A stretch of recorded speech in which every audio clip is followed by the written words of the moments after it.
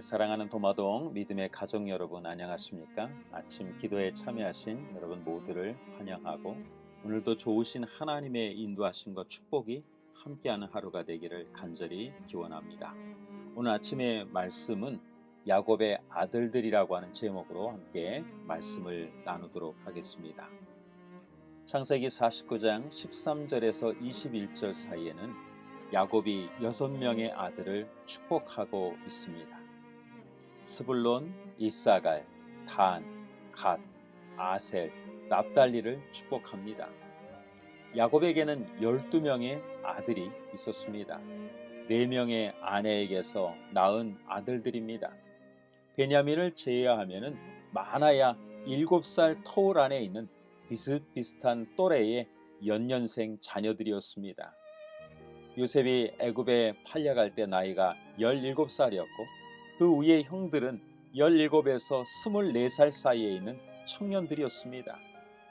요셉이 애굽에서 30세의 총리가 되었고 형들이 곡식을 사러 애굽에 왔을 때 요셉의 나이는 39 정도가 되었습니다.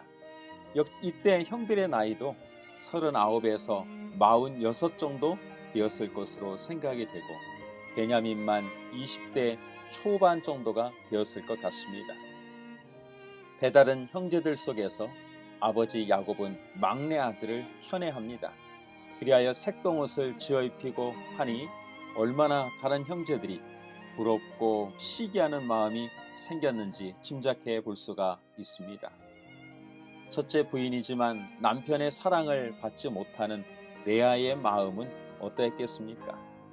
가장 사랑받는 그런 아내였지만 자녀가 쉽게 생기지 않자 자신의 여종 비라를 남편에게 주어서 그에게서 아들을 얻고자 했던 그런 라헬의 마음은 어떤 마음이었을까요? 여종으로서 주인의 아내가 된 비라와 실바의 마음은 어떤 마음으로 하루하루를 살아갔겠습니까? 자녀들의 장래가 걱정이 되고 안주인 눈치 보고 남편에게 사랑받고 싶은 그런 아내들로 살아갔을 것입니다. 야곱은 어떠했겠습니까? 네 부인의 틈새에서 나름 고생을 많이 했습니다. 루벤, 시므온, 레위 그들은 폭력적이고 또 잔인하고 도덕적으로 여러 가지로 연약한 가운데 있는 아들들입니다. 이런 불황과 같은 아들들을 바라보며 얼마나 가슴이 아팠겠는가 생각을 해보게 됩니다. 그나마 가장 사랑하는 아내 라헬에게서 낳은 이 요셉이 착하고 순종적이니 얼마나 위안이 되고 사랑스러웠을까 또 그렇게 생각이 되어집니다.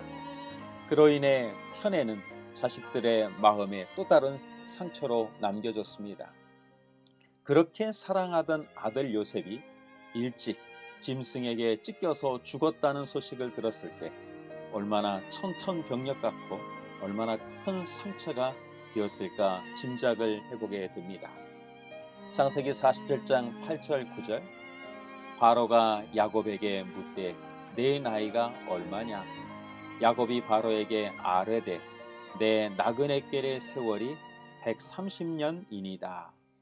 내 나이가 얼마 못되니 우리 조상의 나그네길의 연조에 미치지 못하나 험악한 세월을 보내었나이다 하고 야곱이 애굽에 왔을 때 나이가 130세이고 그의 인생의 여정을 회고하면서 험악한 세월을 보냈다고 그렇게 이야기합니다.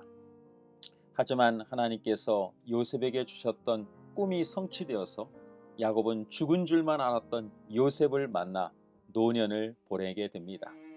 살아계신 하나님의 인도하시는 은혜와 섭리를 몸소 체험하고 그 하나님의 은혜를 힘입어 자녀들을 축복하고 있습니다.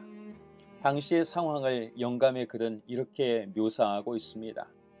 부조와 선지자 237쪽 야곱은 항상 열렬하고 깊은 애정을 가진 사람이었고 아들들에 대한 그의 사랑은 강하고 부드러웠다. 임종시 그의 증언에는 편애나 분노가 섞여 있지 않았다. 그는 그 모든 것을 잊어버렸고 마지막까지 그들을 사랑하였다. 그의 부성애가 그들에게 오직 희망과 용기를 주는 말만 하려고 했다. 그러나 하나님의 능력이 그에게 임하고 성령의 감동함을 입어 그는 고통스러웠지만은 진실을 말하지 않을 수 없었다. 야곱은 지난 날은 다 잊어버리고 그저 자녀들을 축복해야겠다고만 생각을 했습니다.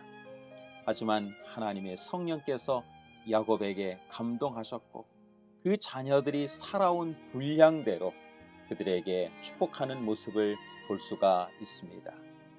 레아의 아들 스불론은 해변에 거주할 것이고 또 후일에 그렇게 되었습니다.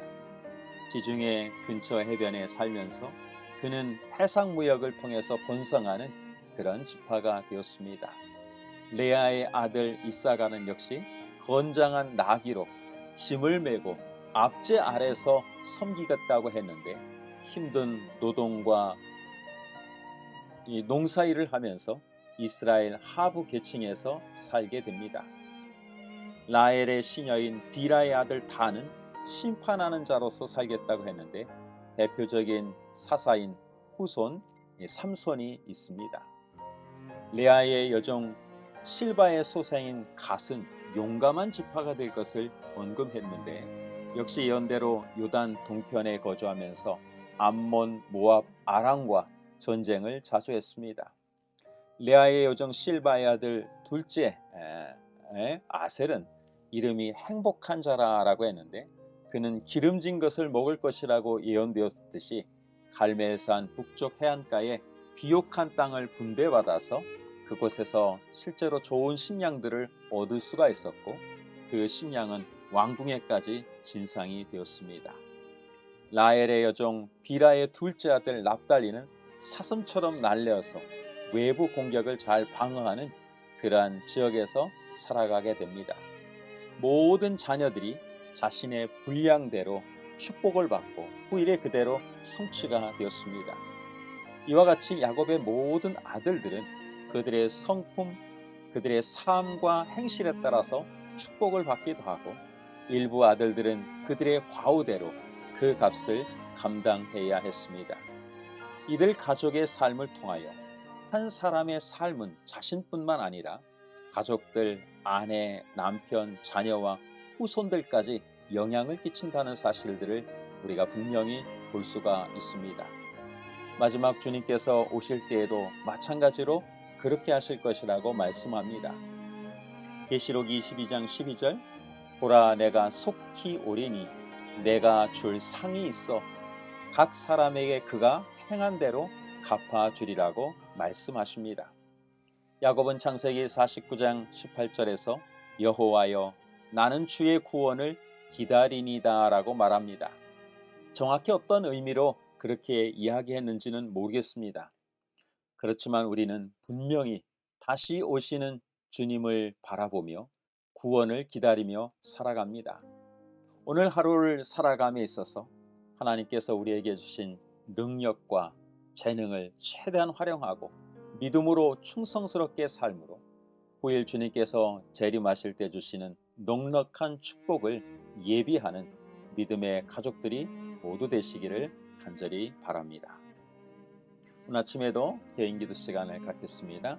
가족과 이웃 구도자를 위하여, 개인 기도 제목을 위하여, 교우들의 건강과 환자들을 위하여, 교회 영적인 부흥과 성장을 위하여 기도해 주시면 감사하겠습니다.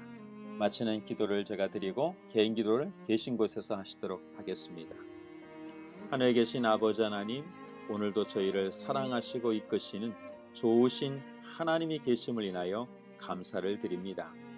야곱의 아들들이 자신이 살아온 믿음의 분량대로 축복을 받기도 하고 책망을 받기도 했습니다. 오늘 우리도 하나님의 뜻 안에서 신실한 삶을 살 수 있도록 주님 도와주셔서 주님께서 오실 때 착하고 충성된 종으로 하나님 앞에 큰 상급을 받는 종들로 살아갈 수 있도록 인도하여 주시옵소서.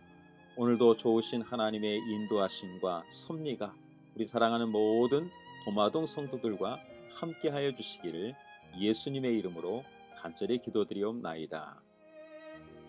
오늘도 좋은 하루 되시기를 바랍니다. 감사합니다.